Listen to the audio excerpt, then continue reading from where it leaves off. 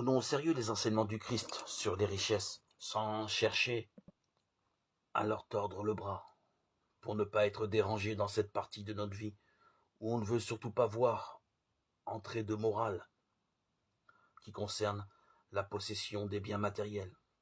Le diable, nous le savons, n'a pas besoin d'une imagination délirante pour tenter l'humanité. 3 pauvres tentations, toujours les mêmes, suffisent amplement à détourner un grand nombre d'âmes de Dieu. La tentation de la recherche effrénée de plaisir, censée être seule capable de nous satisfaire. La tentation de la possession de biens matériels, couplée à la peur de manquer. Et enfin, la plus grave et la plus insidieuse, la tentation du pouvoir et de la gloire, souvent greffée sur le besoin de reconnaissance et d'être aimé, mais aussi, et c'est plus pervers, sur l'idée que l'on est la seule personne possible pour une tâche donnée. De là à se prendre pour Dieu, il n'y a qu'un pas.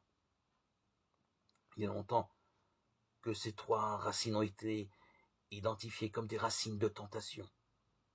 Je dis racines parce qu'elles ont ensuite beaucoup de ramifications et de déclinaisons, et que leur remède approprié est de, contre la tentation des plaisirs sans frein, garder beaucoup de prudence, de chasteté, contre celle de la possession désordonnée des biens, garder l'esprit de pauvreté, contre celle du pouvoir ou de se prendre pour Dieu, garder l'esprit d'obéissance.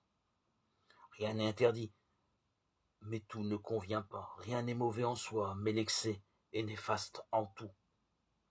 Il ne s'agit pas de nier nos besoins d'ordre sexuel, ni nos aspirations légitimes, mais de les garder dans la mesure, en particulier quand elles commencent à empiéter sur les plates-bandes de l'amour de Dieu et du prochain.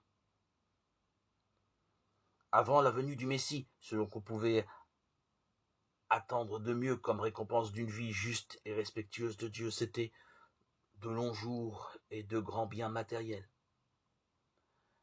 Mais la vie, la mort et la résurrection de Jésus nous ont appris que la récompense de ses amis ne se trouve pas sur cette terre, mais dans le royaume des cieux, dans la résurrection et la vie éternelle avec et en Dieu. Ne nous prenez pas un bonheur nécessairement limité et destiné à disparaître tôt ou tard sur la terre, mais un bonheur éternel dans son royaume et en sa présence. Du coup, tout ce qui nous détourne du seul vrai bien devient un obstacle sur lequel il convient de ne pas trébucher.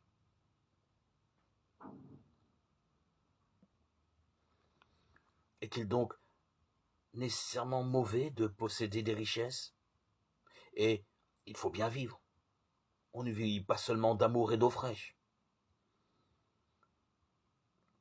Posséder des richesses est une chose. Être possédé par des richesses, c'en est une autre.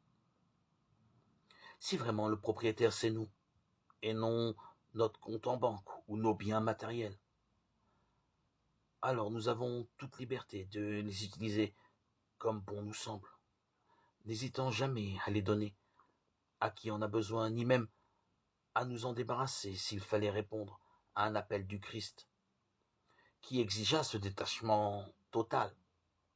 Là où sont nos richesses, là aussi est notre cœur. À chacun de savoir ce qui compte le plus pour lui, vraiment, et à ce que nos actes soient cohérents avec notre déclaration d'intention, en particulier si nous prétendons aimer Dieu par-dessus tout, vraiment tout.